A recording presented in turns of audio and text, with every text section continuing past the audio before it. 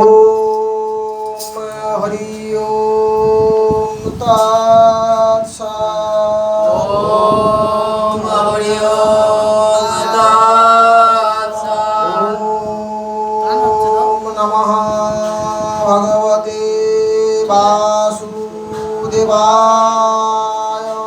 ओम नमः भगवते वासुदेवाय। अज्ञानतिमिरान्धस्य अज्ञानतिमिरान्धस्य ज्ञानाञ्जनशलाकया ज्ञानञ्जनशलाकया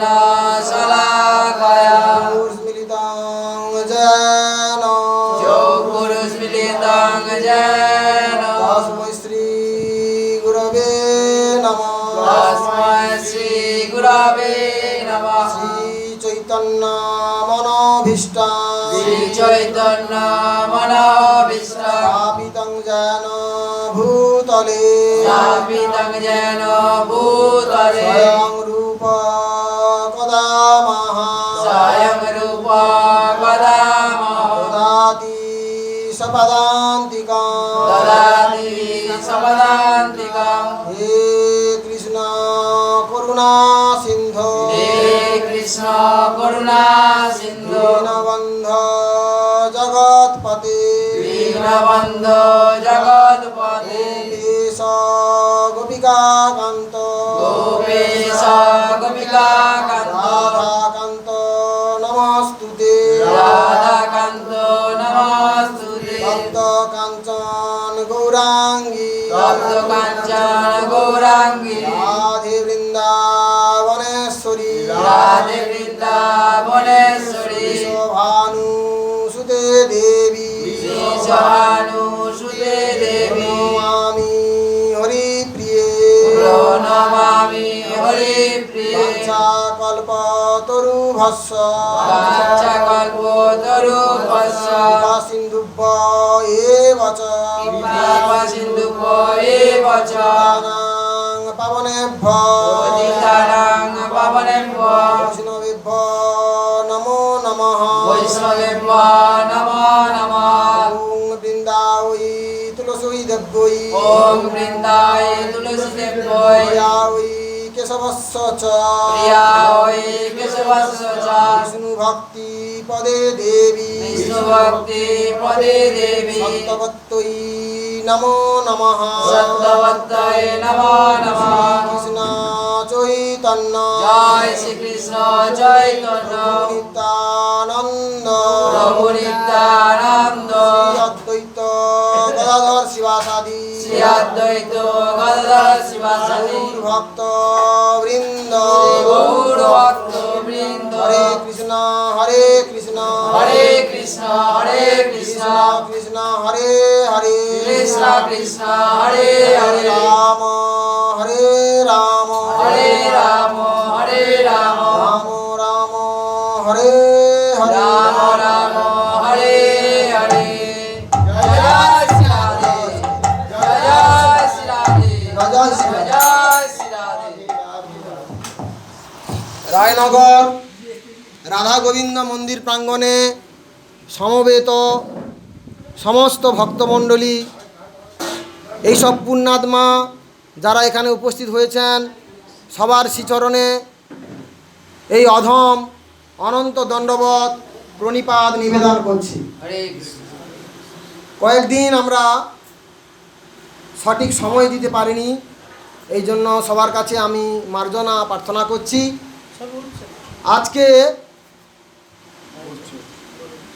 আজকে আমরা সামনে যে দোল উৎসব আমাদের সমাপ্ত হয়েছে, তারপরে দেখুন বিভিন্ন জায়গায় পঞ্চম দোল হচ্ছে, কোথাও সপ্তম দোল হয়, কোথাও অষ্টম দোল হয়। এর পিছনের কারণ তেমন নেই, মূলত যেহেতু ছোট্ট কানাই শ্রীমতী রাধারানীকে ভাগে রাঙিয়ে দিয়েছিল, ওই দিনটাতে শ্রী চৈতন্য মহাপ্রভুর যে জন্ম আবির্ভাব, সেটা অনেকে না পালন করে মহাপ্রভুর আবির্ভাবকে স্মরণ করে, কিন্তু উৎসবটা পালন করে পঞ্চম দোলে, কোথাও অষ্টম দোল, কোথাও নবম দোল, এইভাবে হয়ে থাকে। এইভাবে বিভিন্ন জায়গায় মহাপ্রভুর জন্মদিবসটা কিন্তু বা আবির্ভাব তিথিটা পরবর্তী সময়ে পালিত হয়। তা মহাপ্রভুর কাছে আমরা তো চির ঋণী। কেন ঋণী? কে আনিল রে, কোথায় ছিল রে, মধুমাখা হরিনাম। কে আনিল রে, কোথায় ছিল রে, মধুমাখা হরিনাম। কে আনিল রে, কোথায় ছিল রে, মধুমাখা হরিনাম। কে আনিল রে, কোথায় ছিল রে, মধুমাখা হরিনাম। নদিয়া নগরে যদুমাতার ঘরে, নদিয়া নগরে যদুমাতার ঘরে, উদয় হলো নিমাই যায়। কে আনিল রে, কোথায় ছিল রে, মধুমাখা হরিনাম। কে আনিল রে, কোথায় ছিল রে, মধুমাখা হরিনাম। হরি নাম ভজ নাম জপ নামে করো কাজ, হরি নামে ভাসাও তরি হয়ে যাবে কাজ। হরি নাম ভজ নাম জপ নামে করো কাজ, হরি নামে ভাসাও তরি হয়ে যাবে কাজ। হরি নামে মাগো হরি নামে মাগো সারা জগৎ ধাম। কে আনিল রে, কোথায় ছিল রে, মধুমাখা হরিনাম। কে আনিল রে, কোথায় ছিল রে, মধুমাখা হরিনাম। কত পাপী তাপী করে গেল এই হরি নামে, দিলে বলো হরিনাম সফল করো প্রাণ। কত পাপী তাপী করে গেল এই হরি নামে, দিলে বলো হরিনাম সফল করো প্রাণে। হরি নামে আছে সুধা, হরি নামে আছে সুধা অমৃত সন্ধান। কে আনিল রে, কোথায় ছিল রে, মধুমাখা হরিনাম। কে আনিল রে, কোথায় ছিল রে, মধুমাখা হরিনাম। হৃদয় হৃদয় বলে হরি নাম করে লই নাই, জীবনানন্দে বাহু তুলে হরি বলুন। হৃদয় হৃদয় বলে হরি নাম করে লই নাই, জীবনানন্দে বাহু তুলে হরি বলুন। হরি নামের তলে চুপ দিলে রে, হরি নামের তলে চুপ দিলে ঘোড়ায় মন প্রাণ। কে আনিল রে, মধুমাখা হরিনাম। কে আনিল রে,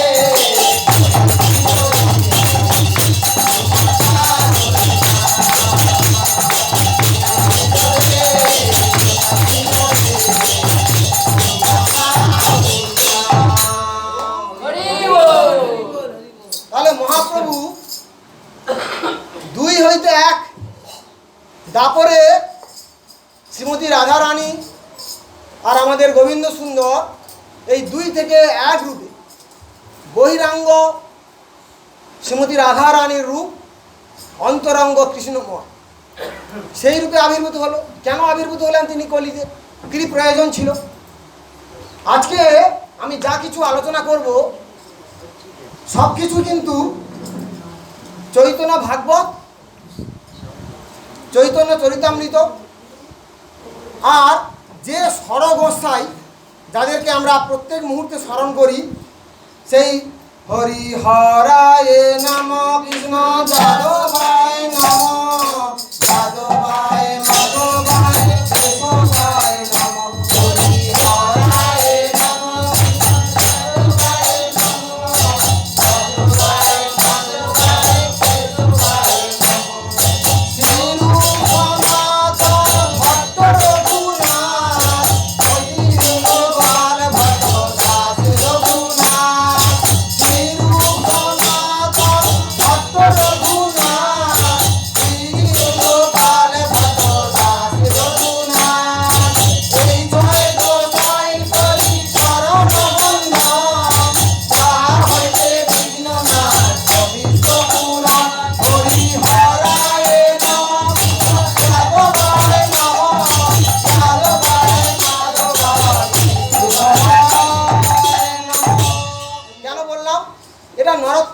দাসের রচনা করা। এই নরোত্তম দাসকে কিন্তু মহাপ্রভুর পরে আবির্ভূত হয়েছিলেন এবং মহাপ্রভু কিন্তু নরোত্তম দাসকে আহ্বান করেছিল বলে তিনি পৃথিবীতে আবির্ভূত হয়েছিলেন। সেই নরোত্তম দাস কি বলেছে? শ্রীরূপ সনাতন ভট্ট রঘুনাথ, শ্রীজীব গোপাল ভট্ট দাস রঘুনাথ। এই 6 গোসাই না হলে বৈষ্ণব ধর্মে এত প্রগাঢ় রূপ ধারণ করতাম। এই যে 6 গোসাই যাদেরকে আমরা নমস্কার করি, প্রতি মুহূর্তে স্মরণ করি, শ্রদ্ধা করি, কিন্তু আধুনিক যদি শিক্ষার জগতে, শিক্ষার আলোকে যদি দেখি, এই 6 গোসাই আর কেউ নয়, এরা একটা ডক্টরেট। মহাপ্রভুকে নিয়ে, গোবিন্দ সুন্দর শ্রীমতী রাধারানীকে নিয়ে এরা পুরো গবেষণা করেছে। এরা একটা গবেষক ছিল, আর তখনকার দিনে তাদের আমরা গোসাই রূপে অভিভূত করতাম। সেই 6 গোসাই আরও প্রখ্যাত গবেষক, তাদের রচনাবলী থেকে কিন্তু আমি আজ গৌরাঙ্গ মহাপ্রভুর আবির্ভাব সম্পর্কে আপনাদের শ্রীচরণে সামান্য কিছু নিবেদন করতে চলেছি। কি বলেছে গীতায়? ভগবান বলেছে, যদা যদা হি ধর্মস্য গ্লানির্ভবতি ভারতম অভ্যুত্থানং অধর্মস্য তদাত্মানং সিদম্মহং পরিত্রাণায় সাধুনাং বিনাশায় চ দুষ্কৃতম ধর্ম সংস্থাপনার্থায় সম্ভবামি যুগে। অর্থাৎ সাধুদের পরিত্রাণের জন্য। তাহলে কলিযুগে কি অসাধুদের পরিপূর্ণ হয়ে গেছিল? বলে হ্যাঁ।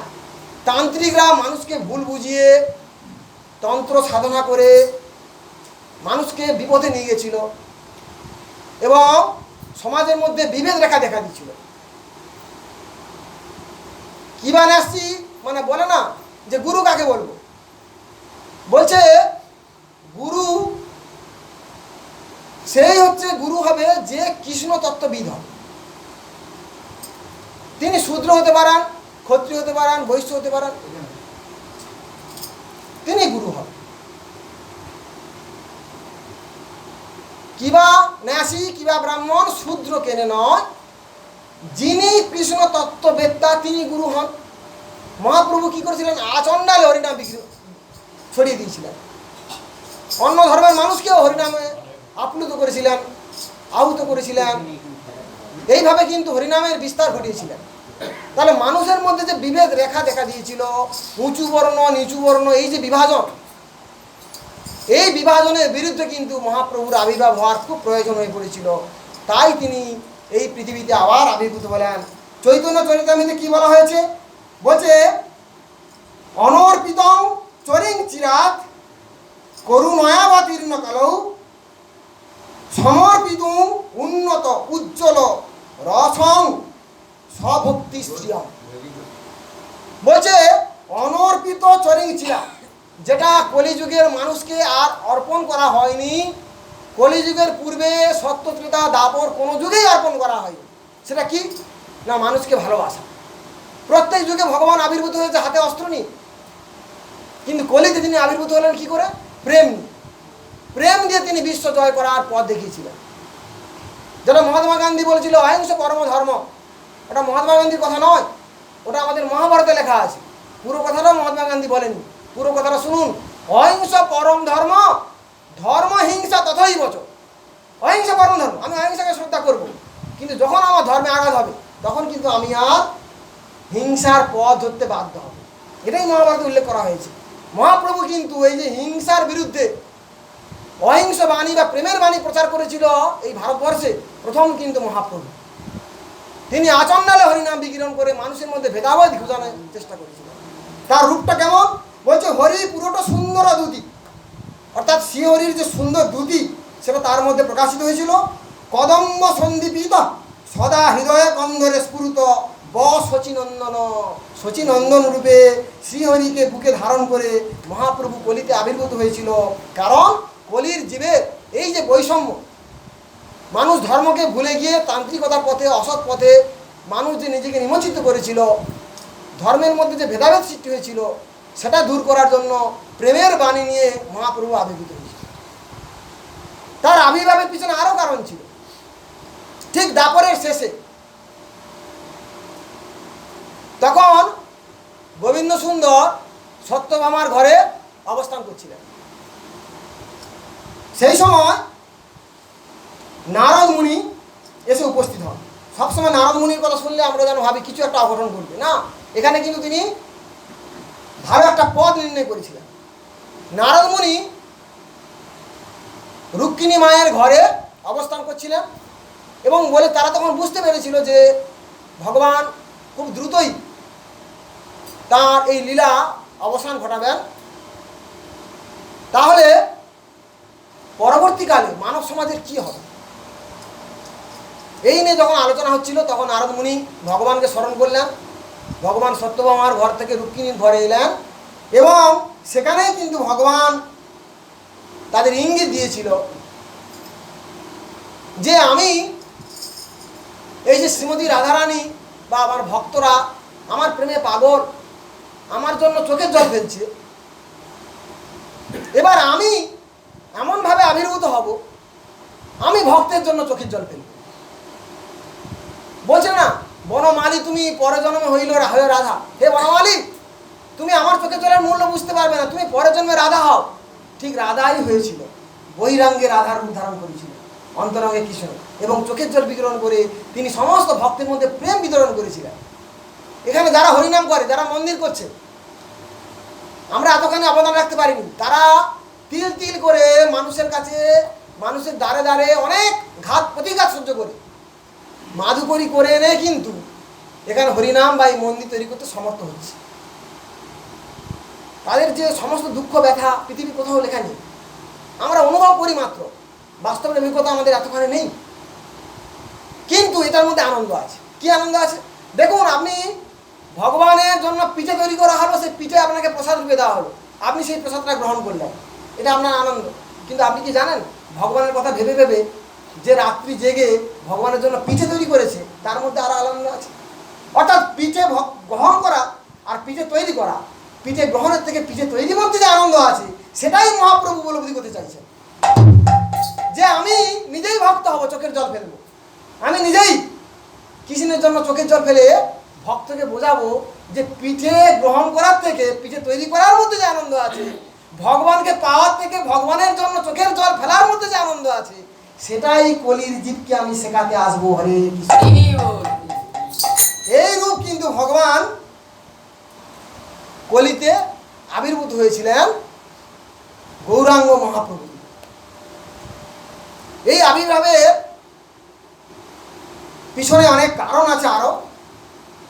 ভগবান বলেছেন আমি কলিযুগে যাব, রাধারও কান্তি নেব, থাকবে না হাতে মোহনবাসী, আমি ভক্ত সঙ্গ বড় ভালোবাসি, আমি প্রতি ঘরে যাব কৃষ্ণ নাম বেলাবো, আমি প্রতি ঘরে যাব প্রেম বুলাবো, আমি কখনো কাঁদি কখনো হাসি, আমি ভক্ত সঙ্গ বড় ভালোবাসি। সেই বড়রাম তার ভাই দাদা, সে কিন্তু নিতাই রূপে আবির্ভূত হয়েছিল, আর তার দুজনের সাক্ষাৎ হয়েছিল কিন্তু নন্দনাচার্যের ঘরে। নিতাই প্রভুর সঙ্গে মহাপ্রভুর সাক্ষাৎ হয়েছিল এবং মহাপ্রভু ছাড়া কিন্তু নিতাইকে কেউ খুঁজে পেত না, ভক্তরা কিন্তু খুঁজেছিল, বিশাল গর্ব হয়। যাই হোক, তার নন্দনাচার্যের বাড়িতে যখন নিতাইয়ের সঙ্গে মহাপ্রভুর সাক্ষাৎ হয় তখন দুজনের পরস্পর রূপ কিন্তু দেখিয়েছিল এবং নন্দনাচার্য কিন্তু জানালার ফাঁকা দিয়ে কিন্তু সব দেখেছিল এবং সেখানে বলেছিল, নিতাই বলছে তুই কি সেই ব্রজের কানাই, তবে কেন তোর হাতে সেই মোহন মাসি নেই? বলছে তুই আমার সেই কানাই, তাহলে তোর হাতে বাঁশি নেই কেন? আবার বলছে কানাই বলছে ব্রজে ছিল মোর ধরা চোরা, এবার হবে কৌপিন পরা, তুই কি সেই ব্রজের কানাই, তবে কেন তোর ময়ূর চূড়া নেই? তোর ময়ূর চূড়া নেই কেন? তখন দেখুন এই যে দুজনের সাক্ষাৎকার একটা গানের মধ্যে আপনারা সুন্দর বুঝতে পারবেন। সেখানে বলা হয়েছে